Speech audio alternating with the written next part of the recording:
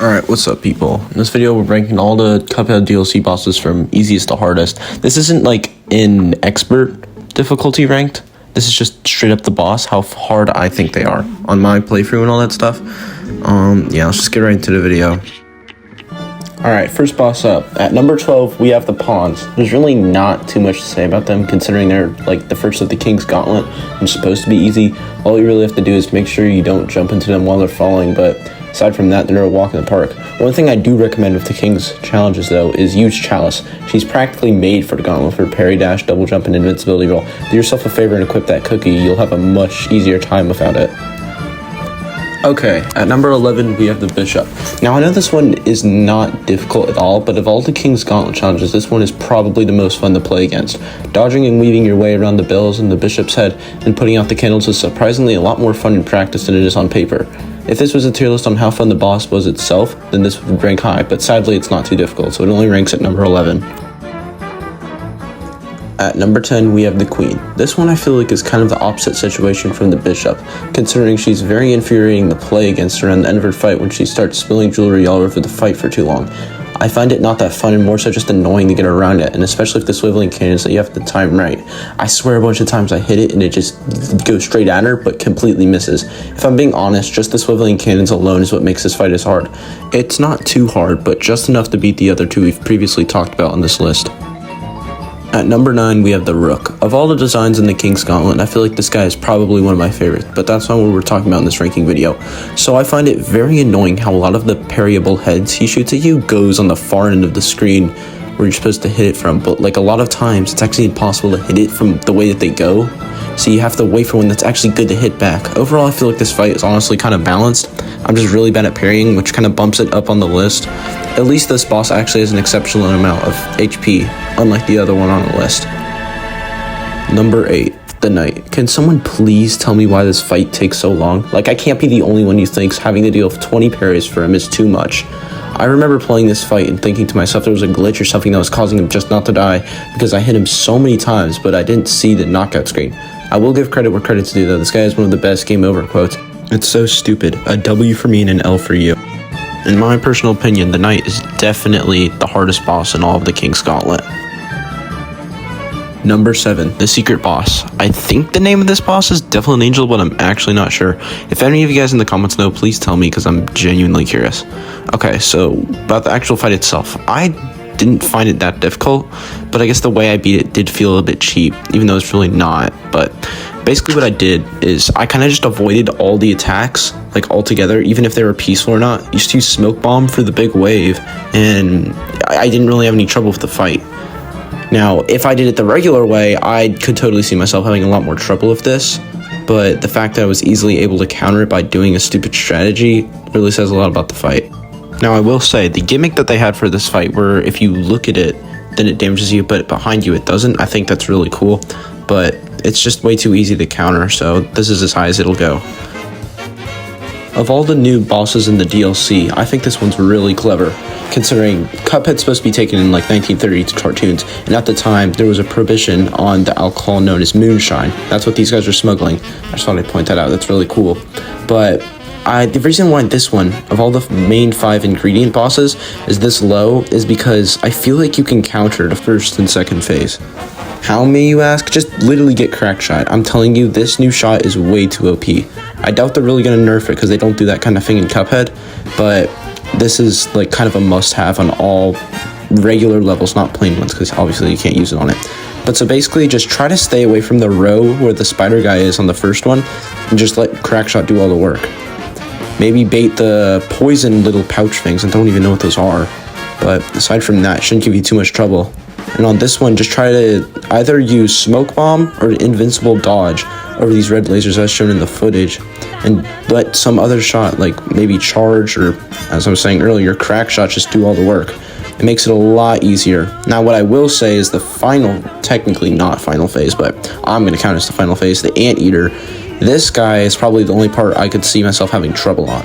It's really weirdly unpredictable, like how his Anteater snout goes, and it's kind of annoying with these bug guys bouncing around. But aside that, I don't think the rest of the fight gives you too much trouble, unless you fall for the fake knockout like I did on my first playthrough. I'm never gonna forget that. But This one, it's not too difficult, so it only ranks at number 6. Forgot to mention, of all the new bosses in the DLC, this one definitely has the best soundtrack. Like, just listen to this.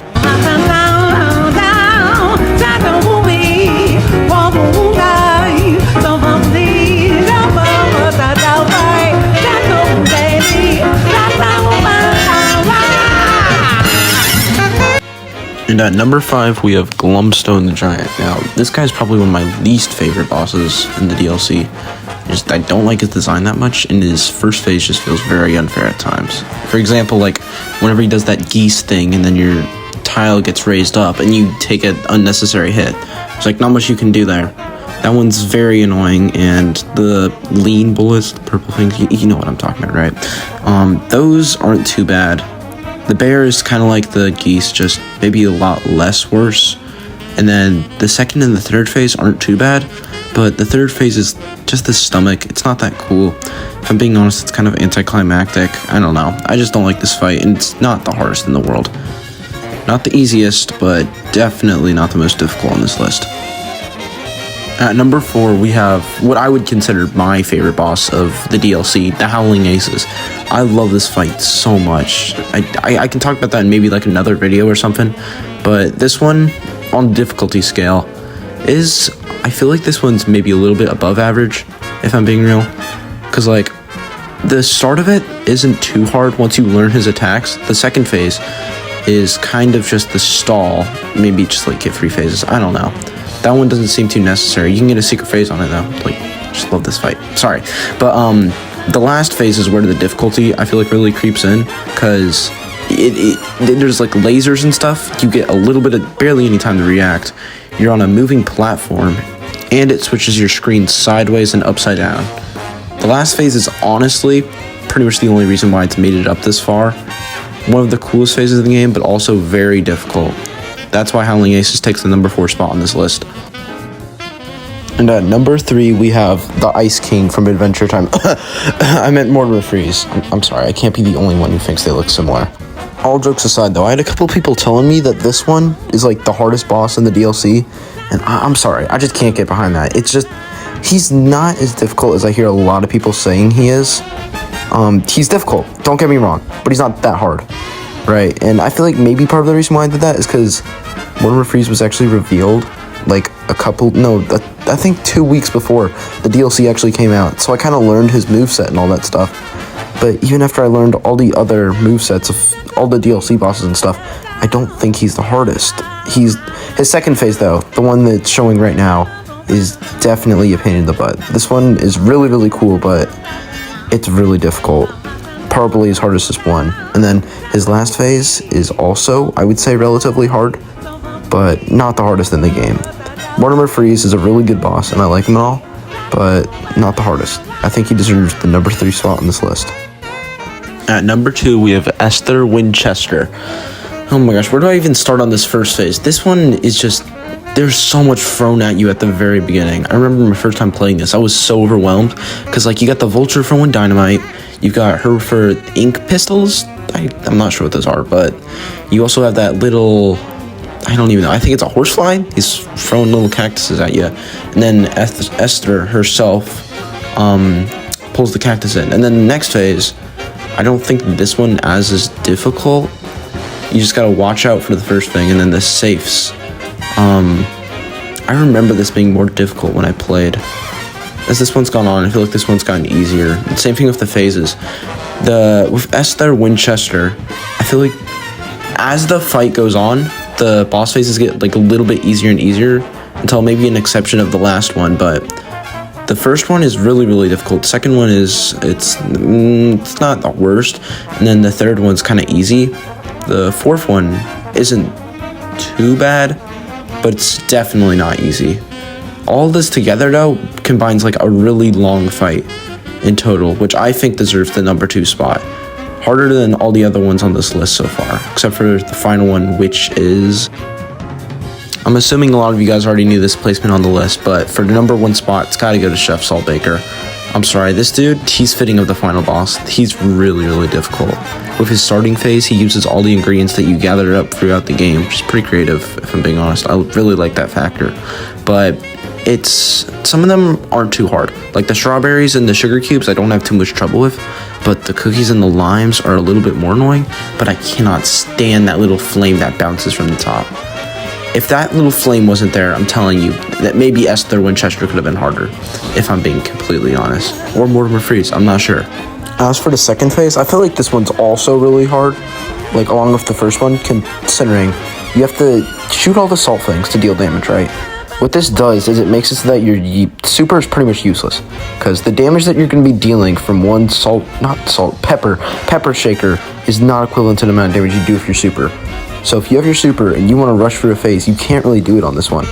And just the speed at which all the things are traveling, which it's all just so different. Like the leaves are very slow, the sneezes are a bit more faster, and then there's the flame guy just kind of there. It's still very annoying. That together with the salt shakers kind of distracting you in the background makes this one difficult. Then the next phase, the third one, this one I feel like is just kind of useless. I don't know. It's just, this one doesn't really feel needed in the fight, right? All things aside, this one's just really easy.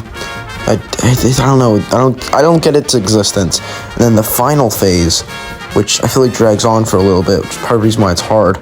It's also more difficult if you don't have the double jump with Miss Chalice, but you gotta parry off Chef Saltbaker as he bounces around the thing while platforming.